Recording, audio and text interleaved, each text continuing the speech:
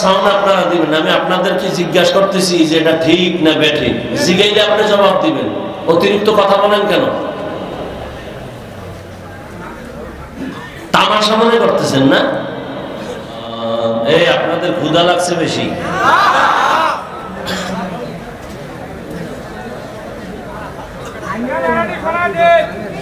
এখানে আপনারা আসছেন গায়ের জোরে না আল্লাহ নিয়ে আসছেন? 2 ঘন্টা কিছু মুখে না দিলে মরে যাবেন। এটা তো একটা বরকতি বেহেশতের বাগান। কষ্ট করে আসছেন সওয়াবের জন্য। চালাকি করেন না, কপালটা পুড়বেন। যতক্ষণ বয়ান চলবে কোনো আওয়াজ দিবেন না। আর এই প্যান্ডেলের মধ্যে চরম এক বেয়াদবি, আর কত থার্ড ক্লাসের ভাষায় বললে যে লজ্জা হবে আমার জানা নেই। এটা তো তওবার প্যান্ডেল, কান্নার প্যান্ডেল। 2 ঘন্টা চা, একটা পান, একটু বাদাম, এগুলো মুখে না দিলে কি ইজ্জত নষ্ট হয়ে যাবে? কেন এই বেয়াদবি? কেন? বেচা কেনার জন্য দোকান আছে না আলাদা? কথা বলেন তো। বেহেশতের বাগানে কেন এই চালাকি?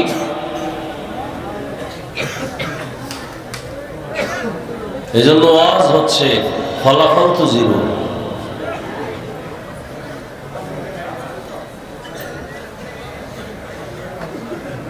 আমি স্বাভাবিকভাবে বলতেছি, কিন্তু আল্লাহ সাক্ষী রেখে আমি কসম করে বলছি, আমি পারি না আমার কলিজাটা খুলে দেখাইতেছে। এর থেকে চরম বেয়াদবি আর কিছুই হতে পারে না। কোরআনের বাগানে বসছেন, এখানে কেন খানা দানা?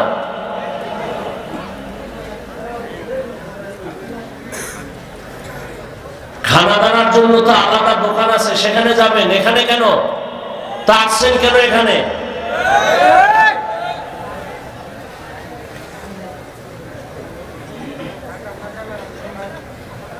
এগুলি বন্ধ করেন। কিয়ামতের আলামত, যেখানে বসার সাথে সাথে সবার গুনাহ মাফ। এত সুন্দর বেহেশতের বাগানে বাদাম খাইতে হবে, গুড় খাইতে হবে, তো ঢুকছেন কেন? আপনার কপালটা তো খারাপ কেন?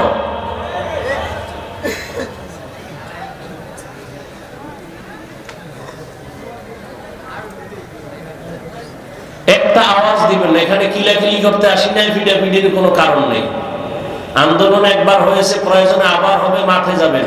এটা বেহেশতের বাগান, ভদ্রতার সাথে বসে আছেন, কথা শুনবেন, প্রয়োজন হলে আওয়াজ দিবেন, স্বাভাবিক। প্রত্যেকটা বিষয়ের একটা আদব আছে। চিল্লাচিল্লি করার নাম আদব না। হ্যাঁ, চিল্লানোর জায়গা আলাদা আছে।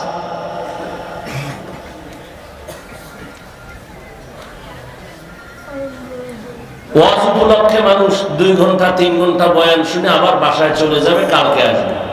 ওয়াজ উপলক্ষে মার্কেট কেন, দোকান কেন? হ্যাঁ, 2-1টা দোকান থাকতে পারে খানা দানার জন্য। দূরের মানুষ একটু চা বিস্কিট খাবে, রুটি খাবে, কলা খাবে। অথচ ওয়াজ উপলক্ষে বিভিন্ন প্রত্যেকটা ওয়াজে মার্কেট। সেখানে বেলুনের দোকান হবে কেন? খেলনার দোকান হবে কেন? এমন দোকান হবে কেন যেখানে বেপরদা মেয়েরা ঢুকবে? এই কবিরা গুনার দায়ভার কে নিবে? আল্লাহ হেদায়েত দান করুন। আমি বয়ান ছেড়ে দিব, যা আপনাদের অবস্থা দেখতেছি। একটা সাউন্ড আপনারা দিবেন, আমি আপনাদেরকে জিজ্ঞাসা করতেছি যে এটা ঠিক না বেঠিক, জিজ্ঞাইলে আপনি জবাব দিবেন। অতিরিক্ত কথা বলেন কেন? তামাশা মনে করতেছেন না?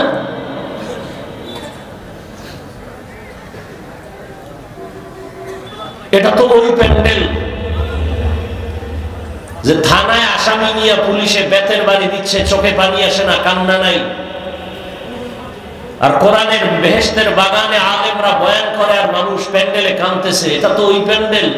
বিবেককে প্রশ্ন করেন, থানার আসামিকে পুলিশ বেতের বাড়ি দেয়, কাঁদে না। আর এটা কেমন প্যান্ডেল যে এখানে বয়ান চলতেছে, মানুষ কাঁদতেছে, ওকে মারলো কে? এটা তো সেই প্যান্ডেল, কেউ কাঁদতেছে, কারো দিল পাথরের থেকে শক্ত, চোখে পানি আসে না। এটা কপাল খোলার প্যান্ডেল, তওবার প্যান্ডেল, কান্নার প্যান্ডেল, তামাশা করার প্যান্ডেল না। পাগল হয়ে গেছে। এই জন্য তো আজ বাড়ছে, ফলাফল ছিল।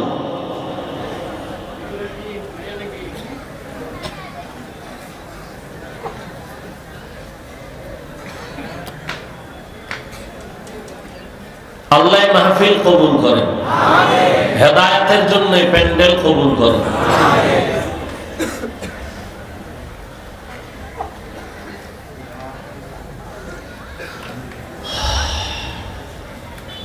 যাদের আয়োজনে আজকে এই মাহফিল, বৈরব ধানীখোলা আহলুস সুন্নাহ ওয়াল জামাতের উদ্যোগে আয়োজিত 3 দিন ব্যাপী ইসলামী মহাসম্মেলনের আজ প্রথম দিন না, 27 নভেম্বর 2000। আবার এই বেটা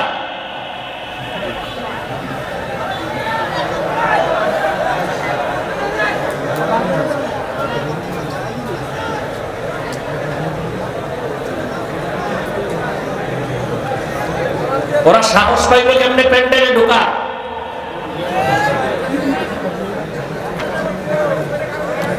এগুলো কি হচ্ছে?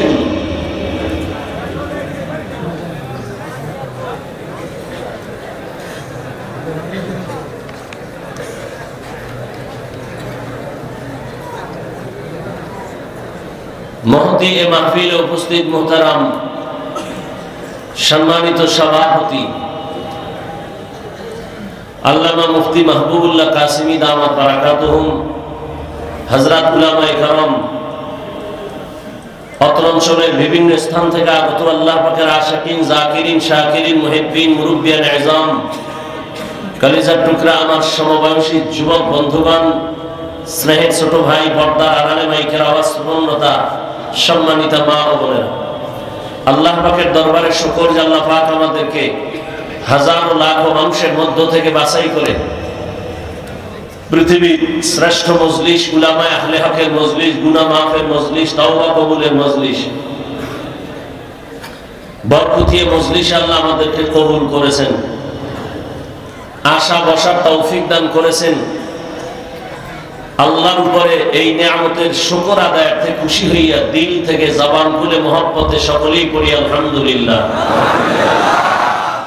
দরুদ ও সালাম সৈয়দুল মুরসালিন, রাহমাতুল লিল আলামিন, শফিউল মুজনিবিন, খাতামুন নবিয়্যিন, সৈয়দুস সাকালাইন, ইমামুল মুরসালিন, শফিয়ে আযম, রাসূল আকরাম, রাহমাত আলম, নবিয়ুল আরব ওয়াল আজম, হাবিবে কিবরিয়া, আশরাফুল আম্বিয়া, সৈয়দুল আম্বিয়া, শফিয়ে মাহশর, সাকিয়ে কাউসার, আকায়ে নামদার, মদিনা কা তাজদার, আফতাবে নবুওয়ত, ফখরে মওজুদা, সৈয়দুল মখলুকা, হযরত মুহাম্মদুর রাসূলুল্লাহ। সবাই বলেন, আবার পড়েন, মহব্বতে জবান খুলে আরেকবার পড়েন। একবার পড়বেন, 3টা পুরস্কার নগদ আল্লাহ দিয়ে দিবেন। প্রথম পুরস্কার 10টা গুনাহ মাফ, দ্বিতীয় পুরস্কার 10টা নেক আমলনামায় যোগ হয়ে গেছে, তৃতীয় পুরস্কার আল্লাহর আদালতে মর্যাদা 10 গুণ বেড়ে গেছে। 10টা গুনাহ যে আল্লাহ মাফ করলেন, ওই 10টা গুনাহ আল্লাহ নেকের দ্বারা পরিবর্তন করে দিয়েছেন। এখানে কত হাজার মানুষ হবে? ধরে নেন 50,000 কথার কথা। বাংলাদেশে বহু দরবারে ঘুরলাম, ওয়াজের প্যান্ডেলে গেলাম, একটা প্যান্ডেলই আমি পাইলাম খুঁজা, যেখানে লক্ষ লক্ষ লক্ষ লক্ষ মানুষ আল্লাহর মহব্বতে 2 দিন 3 দিন 4 দিন পর্যন্ত অবস্থান করেন। এত লক্ষ মানুষের মাঝে একটা খেলনার দোকান নাই, বেলুনের দোকান নাই, শত শত দোকান, এবং মহিলা যুবতী মেয়ে তো দূরের কথা, একটা বাচ্চা মেয়েও খুঁজে পাওয়া যায় না। বাংলাদেশে মাত্র একটা জায়গায় আছে, আর কোথাও নাই। আর সব জায়গায় ঘুরছি, এখানে বিশাল প্যান্ডেল, ওখানে জাহান্নামের প্যান্ডেল, দোকানে চলতেছে যুবক যুবতীর আড্ডা, তাজা তাজা কবিরা গুনাহ হচ্ছে। বয়ানের পরে বেলুন হাতে লয়ে বাড়ি যাইতেছে, ম্যাডাম বলবে অজেতে কি নিয়ে এসো, বলে মোনাজাতে বেলুন কবুল হয়ে গেছে। হাসবেন না, আমি হাসির কথা বলি নাই। গভীর চিন্তা করলে কান্না করা উচিত। মুসলমানের কপাল এত দুর্বল হয়ে গেল কেন? অমুকে খারাপ, অমুকে খারাপ, অমুকে খারাপ, এই বয়ানই তো চলছে। আমি যে খারাপ, আমার যে ভালো হওয়া দরকার, এই বয়ান তো খুব কম চলতেছে। আমার চোখ খারাপ, আমার হাত খারাপ, গুনার কারণে আমার জিহ্বা নাপাক, গুনাহের কারণে আমার অন্তর নাপাক। সারা রাত দরজা জানালা বন্ধ করে মোবাইল হাতে নিয়ে সারাটা রাত্র কবিরা গুনাহ, কবিরা গুনাহ, কবিরা গুনাহ করি। দোয়া করতেছি, দোয়া কবুল হয় না। মা বাবার সাথে আচরণ ভালো করি না, ভাই হইয়া ভাইয়ের সাথে ব্যবহার ভালো করি না, ছাত্র হয়ে শিক্ষকের সাথে আচরণ ভালো না, প্রতিবেশীর সাথে আচরণ ভালো না। দুনিয়ার সব খারাপ, আমি যে কতটুকু ভালো এ নিয়ে তো চিন্তা করলামই না।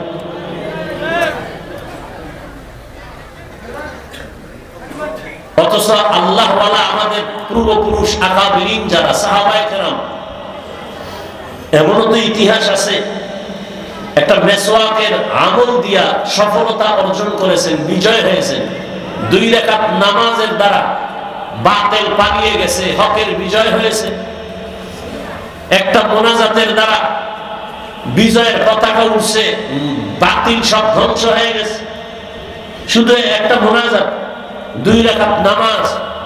সিলেটের জমিনে গৌর গোবিন্দের পতনের জন্য তো আন্দোলন করা লাগে নাই, মিছিল করা লাগে নাই।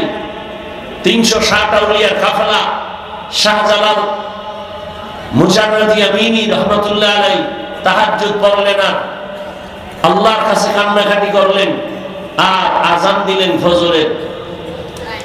আযান দিছেন কে?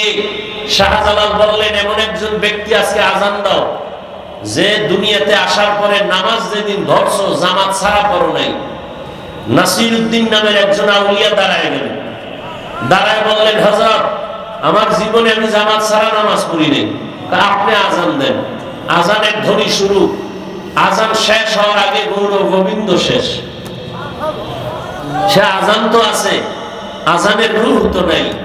নামাজ তো আছে, নামাজের রূহ নাই। বয়ান চলতেছে, বয়ানের রূহ নাই। আকাশচুম্বী কথা হচ্ছে, মানুষের চোখে বাণী নেই। মোনাজাত হচ্ছে ঠিক, কান্না নাই। ওই মোনাজাত দিয়ে কি ফায়দা যে মোনাজাতে দিল নরম হবে না, চোখে পানি আসবে না? কেন আসে না চোখে পানি? কার অপরাধ, কার কারণে? অন্যর কারণে। নিজের অপরাধটা কবে দেখবেন? নিজের সংশোধনটা কবে হবেন?